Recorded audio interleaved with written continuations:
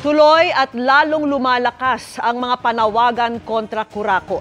Pero sangdaang araw mula nang ipangako ni Pangulong Bongbong Marcos na pananagutin ang mga tiwali, wala pa rin naipakukulong. Kung nasaang punto na ang mga hakbang para mangyari yan, sinagot ni ICI Chairman Justice Andres Reyes Jr. sa panayam ng GMA Integrated News. Nakatutok si Joseph Morong, exclusive. Mahiya naman kayo. 100 araw na simula na magbabala si Pangulong Bongbong Marcos laban sa mga tiwaling opisyal daw ng gobyerno na nangungulimbat ng pera para sa mga flood control projects. Ang pangako niya noon, Sa mga susunod na buwan, makakasuhan ang lahat ng mga lalabas na may sala. sa Senado at Kamara, narinig ng publiko mula sa mga kontraktor at mga dating opisyal ng Department of Public Works and Highways o DPWH kung paano tila pinagparte-partehan ang pera ng bayan. Bilyon po yun. Ako mismo ang nag-deliver ng basura. Sinundan niya ng galit ng taong bayan mula sa mga mismong nilubog ng baha sa Bulacan at sa iba't ibang sektor ng lipunan na nauwi pa sa karahasan. 100 araw matapos ang pangako ng Pangulo, nasaan na ba tayo? September 11 nang buuin ni Pangulong Bongbong Marcos ang Independent Commission for Infrastructure o ICI para mag-imbestiga at magrekomenda ng mga kaso. Ang tanong ng marami, may makukulong na ba? Sa aming eksklusibong panayam kay ICI Chairman Justice Andres Reyes Jr., sinagot niya ang panawagang ito. Wala sa akin yung pagkulong. That depends on the court.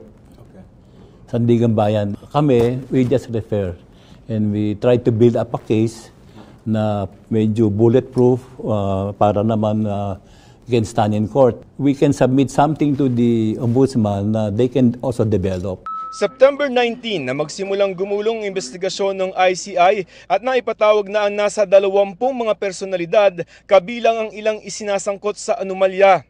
Mula sa kanilang investigasyon, 3 referral o rekomendasyon sa ombudsman para magsampa ng kasong kriminal at administratibo laban sa 2 senador, 2 dating kongresista, 1 dating sekretary ng DPWH, kanyang mga dating opisyal at iba pa mga opisyal at personalidad ang naihahain na ng ICI, kabilang sa mga inirekomenda, plunder, graft at iba pang kaso.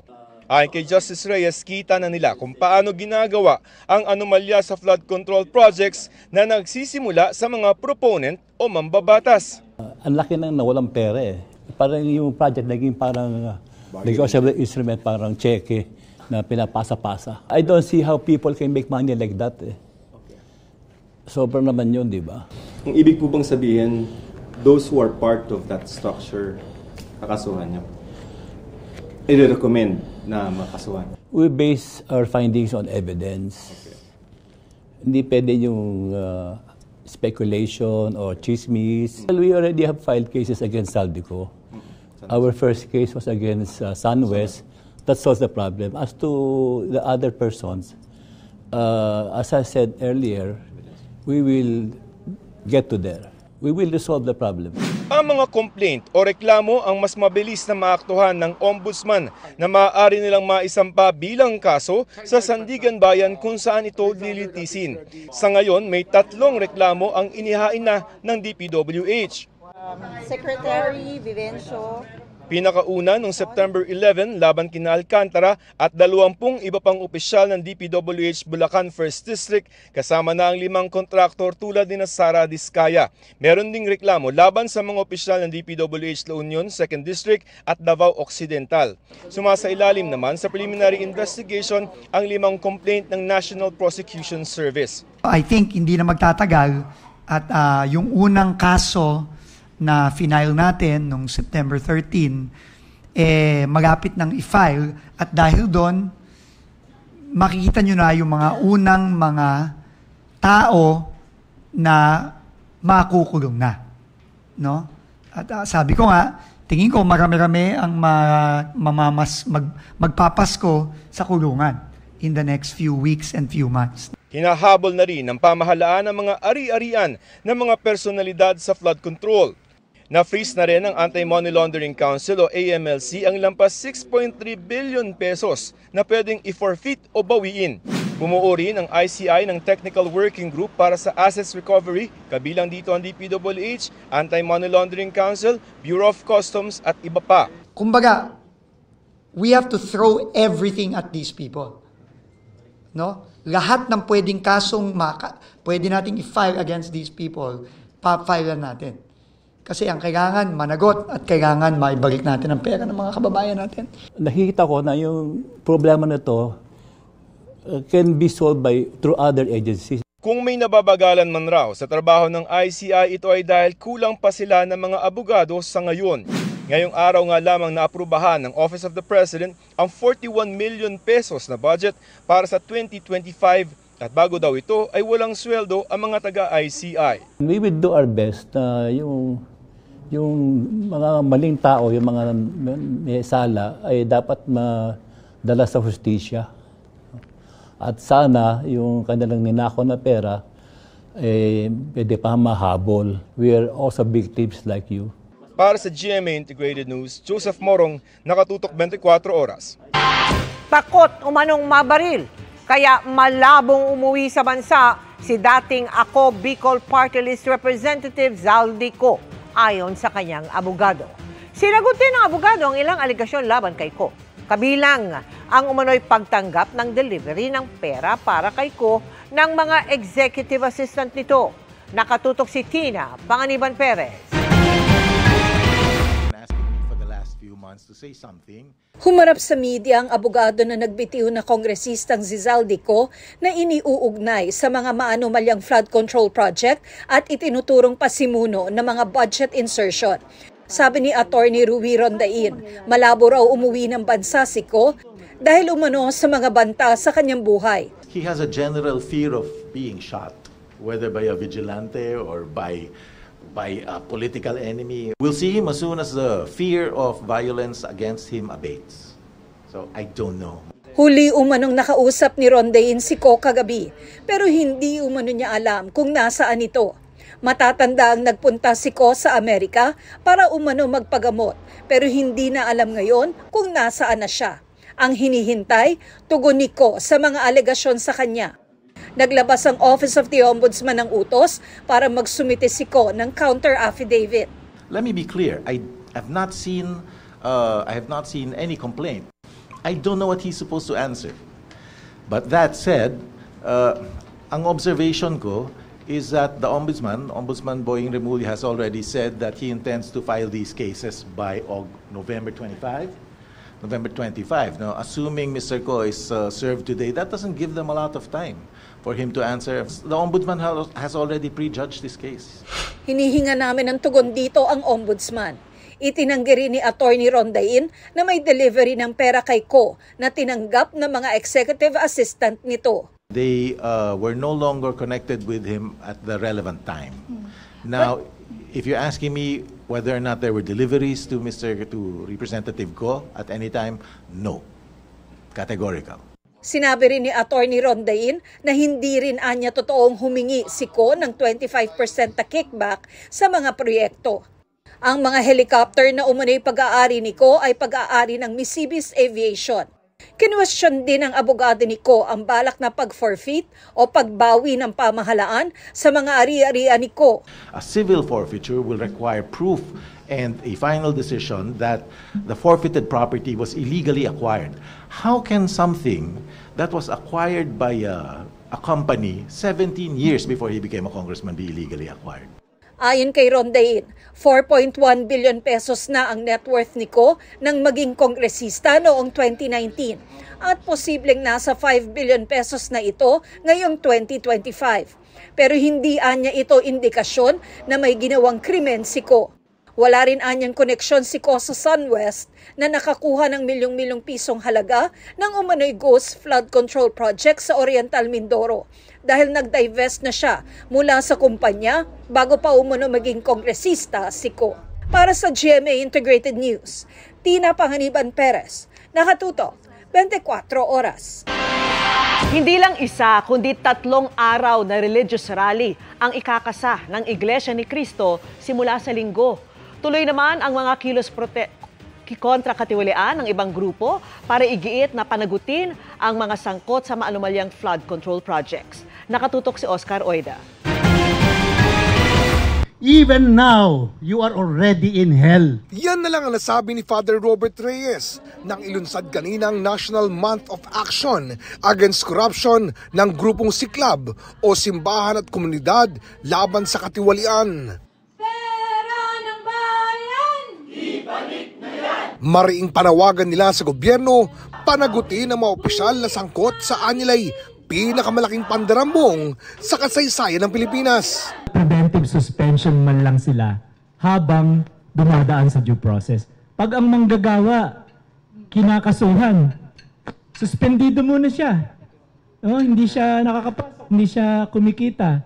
Hinihiling din nila ang pagbubukas sa publiko ng mga pagdinig ng ICI, kabilang ang live streaming at paglahok ng civil society groups upang masiguro ang transparency sa investigasyon. Dapat din daw maipasa ang mga batas laban sa korupsyon gaya ng Freedom of Information Act, Anti-Political Dynasty Law at Open Infra Bill. May White Friday protest din ang grupo sa EDSA Shrine sa November 7, White Ribbon Walk sa Makati sa November 14, at trillion peso protest sa November 30. Ang Iglesia ni Cristo naman magsasagawa ng religious rally sa Rizal Park sa Maynila mula November 16 hanggang November 18. Inaasahang dadaluhan niya ng mahigit 300,000 individual ayon sa PNP. Bagamat inaasahang magiging payapa ang pagtitipon, halos 10,000 pulis ang pinaplanong i-deploy para magbantay. Kapag po may rally po tayo dyan sa NCRPO, tayo po ay nagtataas po ng alert status po. Magiging full alert status po tayo. Para sa GMA Integrated News, Oscar Oida, nakatutok, 24 oras. Ininspeksyon ng DPWH at ICI ang ilang flood control project sa Davao City.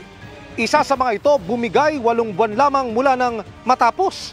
Nakatutok si Argil Relator ng GMA Regional TV.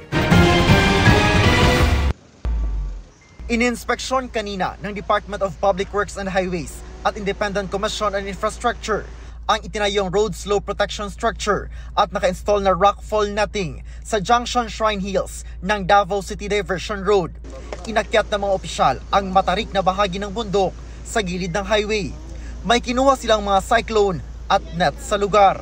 Possible na mga defects, possible na mga standard ng mga materyales na supposedly na ginagamit ng ayon sa specification na nasa kontrata ng DPWH na pinirmahan ng mga contractors. Kasama rin sa inspeksyon si Baguio City Mayor Benjamin Magalong, dating Special Advisor ng ICI. Tiningnan din nila ang napinsalang bahagi ng flood control project sa Davao River sa bahagi ng Matina, Gravahan. May 2023 natapos ang proyekto pero makalipas lang ng 8 buwan, bumigay ang pakurbang bahagi nito matapos daanan ng malaking baha at mga debris. Sa footbridge na ito nagawa sa pinagtagpi-tagping kahoy at kawayan, dumadaan ang mga residente matapos bumigay ang bahaging ito ng flood control project. Ayon sa DPWH Central Office, iniutos na nila sa Regional Director ng DPWH 11 na palitan ito ng pedestrian steel bridge. Nauna nang sinabi ng DPWH 11 na nagkaproblema sa road right-of-way kaya hindi agad ito na-repair. Isa sa ilalim sa test ang mga nakuhang materyales upang malaman kung pasok ba sa pamantayan ang kalidad ng mga ito. Dahil nga sa nasira, so tingnan natin kung ano yung cost ng pagkasira. It has something to do with the materials na ginamit or hindi tama yung mga timpla ng semento. I think we have to review yung kontrata para sa ganun ma-determine kung anong pwede nating gagawin na sanction dun sa mga contractors as well as yung mga supposedly na nag-implement ng project nito. Dagdag ng ICI, nationwide ang kanilang isinasagawang inspeksyon sa mga proyekto. Sa pamumuno ni Secretary Vince Dixon ay patuloy na tutulong at susuporta sa investigasyon na ginagawa ng ICI. Mula sa GMA Regional TV at GMA Integrated News, Argil Relator, nakatutok 24 oras. Kasunod ng anunsyo ng Ombudsman na iimbestigahan ang mga Villar, nasisilip muli ang ilang proyekto ng gobyerno at kung paano nakinabang dito ang ilang ari-arian ng pamilya. Kabilang dyan ang Zapote River Drive Project na imbes na makatulong kontra baha ay nagpakipot pa umano sa ilog ayon sa kinatawan ng Las Piñas. Nakatutok si Sandra Aguinaldo. So we have to look at that also. We're forming a new task force for that. Just for Villar itself. Nakita mo yung river wall. Tarong mo, sino ba gumastos? Gobyerno o sila? Ito ang pahayag kahapon ni Ombudsman Jesus Crispin Remulla kaugnay sa mga proyekto ng gobyerno na nagdulot umano ng pakinabang sa mga ari-arian daw ng pamilya Villar. Ito ang dati nang ipinupunto ni Las Piñas Representative Mark Anthony Santos. Ang River Drive Project dumaan aniya sa ilang ari-arian ng mga Villar. Yung mga creeks namin dito, nilagyan din ng kalsada. O papunta din doon sa mga establishment at mga subdivisions nila. Ang lupa na nagkakahalaga ng 2,000 to 3,000 pesos per square meter. Pag nilagyan mo ng kalsada yan, nilagyan mo ng isang connecting bridge papunta sa isang malaking lungsod, definitely, tataas ang presyo ng mga lupa mo. Ipinakita ni Santos ang isang bahagi ng River Drive kung saan din matatagpuan ang isang residential village na pag-aari umano ng mga Villar. Ito, isa sa mga subdivision nila kung saan nag-benefit sa access yung kanilang subdivision. Oo. Ilog to. Itong tinatayuan natin, ilog. Oo. Ayon sa kongresista, ang ilog naging makipot dahil sa ginawang kalsada sa gilid nito, kaya hindi umano nakatulong sa baha. Nitong July, bumaha sa lugar dahil sa ulang dala ng habagat. Pwede mo lang gamitin sa mga main rivers dito sa urban areas para linisin lang ang river ay 3 meters lang. At lumalabas dito yung sukat ng easement doon sa River Drive na dapat ay 3 meters ay umabot na mga 8 hanggang 10 meters. Dagdag pa ni Santos, makikipagtulungan siya sa Ombudsman at sa ICI sa investigasyon sa proyekto na aniyay isa lamang sa marami umanong proyekto ng gobyerno na posibleng napakinabangan ng Villar Properties. Hininga namin na reaksyon ng pamilya Villar, pati na sina Senador Mark at Camille Villar, pero wala pa silang pahayag. Nauna nang dinepensahan ni dating Senadora Cynthia Villar ang Las Piñas Zapote River Drive Project na isa raw flood control at traffic decongestion project upang marehabilitate ang Las Piñas River at makapagbigay ng pangmatagalang solusyon laban sa baha. Hindi lang sa Las Piñas kundi maging pati na rin sa Parañaque, Muntinlupa at Cavite. Kasama rin daw sa pangunahing layunin ng proyekto na makapagbigay ng alternatibong daan para maibsan ang traffic.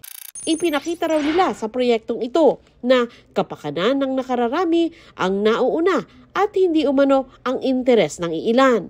Ang paratang na ginawa ito para palabasing pabor lamang sa ilang pribadong ari-arian ay paninirang political daw na wala umanong basihan. Para sa GMA Integrated News, Sandra Aguinaldo, nakatutok 24 oras.